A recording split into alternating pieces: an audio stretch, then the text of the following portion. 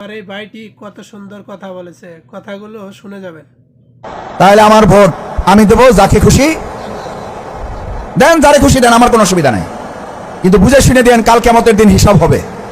কারণ হিসাব শুধু হবে না, আপনার ভোটের উপরে ভিত্তি করে যিনি নির্বাচিত হবেন তিনি যত ভালো কাজ করবেন তাও আপনার আমলনামায় যোগ হবে, তিনি যত আকাম কুকাম করবেন তারও ভাগ আপনাকে নিতে হবে। এবার আপনি বুঝে শুনে মাদক সেবীকে ভোট দেন, কোনো অসুবিধা নাই, যাকে খুশি তাকে দেন। এবার আপনি চাঁদাবাজকে দেন, কোনো অসুবিধা নাই, যত চাঁদা তুলবে সব চাঁদার পাপের ভাগ আপনাকে নিতে হবে, রাজি আছেন যারা?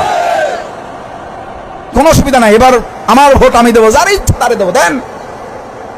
আপনি ভোট গোপনে দেবেন, কেউ জানবে না, আপনি জানবেন, আর কে জানবে? আল্লাহর কাছে জবাব দিয়ে আপনার করতে হবে, শফিকুল ইসলাম মাসুদের কাছে না। আরে বাইরে দুনিয়ার উপরে যতই নিজে দল দল করেন, আসলে ভাই মল্লে ভরা হাসরের ময়দানে এগুলা হিসাব হবে। ভোট একটা এমন একটা বিষয়, আপনি যদি খারাপ মানুষকে ভোট দেন, সে যদি পাপ করে ওটার পাপের ভাগিদার আপনার হতেই হবে, এটাই বাস্তব।